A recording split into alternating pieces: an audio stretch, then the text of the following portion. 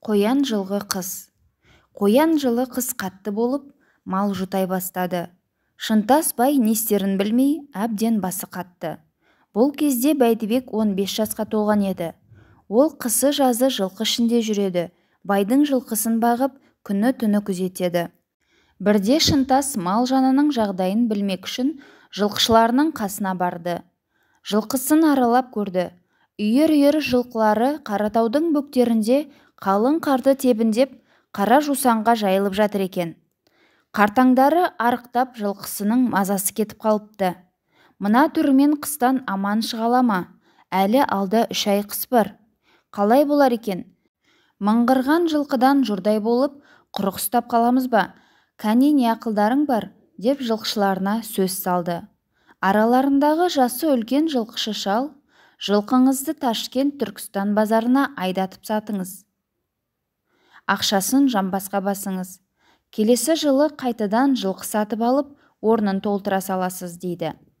Одан кейін Әлсейіт деген орта жастардағы жылқышы, жылқыңызды әр үйге 5-тен 10-нан бөліп беріңіз. Олар өз малындай қарап аман алып шығар дейді. Байеке, егер маған тапсырсаңыз, дейді сонда бала жылқышы Бәйдібек. Жылқыңызды түгелдей Мойынқұмға қыстатып шығар едім. Ана жылы жоғалған 40 қысырақты іздеп жүріп, Мойынқұм жайлауын түгелдей аралап шыққанмын.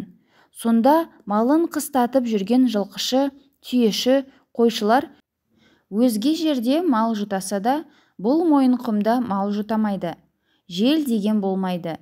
Қар жұқа түседі. Мойынқұмның жусаны, изені, шеттігі, жыңғылы, сексеуілі, шеңгелі қанша мал жайылса да молынан жетеді деп отырған. Шынтас байға жас та болса Бәйдібектің мына сөзі ұнады. Оны құптап арқасынан қағып, Бәйдібек балам, мен саған сенемін. Сенің тегін емес екеніңді де білемін. Жылқымды талай рет барымташыдан, қарлы бораннан аман сақтап жүргеніңді қалай ұмытайын. Ал олай болса, ықтияр өзіңде, саған ерік бердім, дейді. Сонымен Шынтас байдың 1500 жылқысын 3-ке бөліп, 10 шақты жігіт Мойынқұм жайлауына қарай айдады. Сөйтіп олар құмның ең ұйықты, шұрайлы жерін жайлады. Бірер күннен кейін сол өңірді билеп отырған Арыстан би оларға бір жігітін жұмсапты. Барып біліп келші, қара құрымдай қаптап жатқан кімнің жылқысы екен? Жігіт Шынтастың жылқышыларына келіп жолықса, Бәйдібек, ол биге мен өзім барып сәлем берейін. Ауа келген жағдайымызды айтып, түсіндірейін дейді. Арыстан бидің қыстауы Қаратаудың күнгей бетіндегі Қызыл арық деген жерде екен. Бәйдібек кештетіп бидің үйіне келеді. Төрде жасы 80-дерге жетіп қалған ақсақалды қария отыр екен. Бәйдібек сол кісінің алдына барып, қол беріп сәлемдеседі. Қай ауылдың баласысың? Үйсін Қараша бидің баласымын. Жарықтық, Қараша бидің баласымын де. Онда бізге туысқан болдың ғой. Әкеңді жақсы білемін. Жас кезімізде алдына барып, қолынан талай дәм татқанмын. Талай ақыл кеңесін тыңдағанмын. Ал өзің бұл жақта қайдан жүрсің? Мына қаптаған жылқы кімдікі балам? Шынтас деген байдікі ата. Мен сол байдың жылқышысымын. Биыл елімізде қыс қатты, қар қалың, жұт болатын түрі бар. Содан ығып Мойынқұмды паналап қыстап шығуға келіп едік. Шырағым, бір атаның баласы екен біз.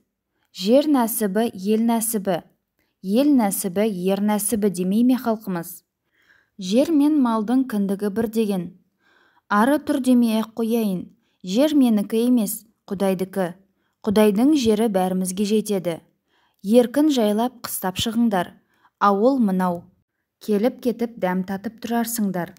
Осылайша жас Бәйдібектің ақылы мен тапқырлығының арқасында Шынтас байдың малы қыстан аман шығады.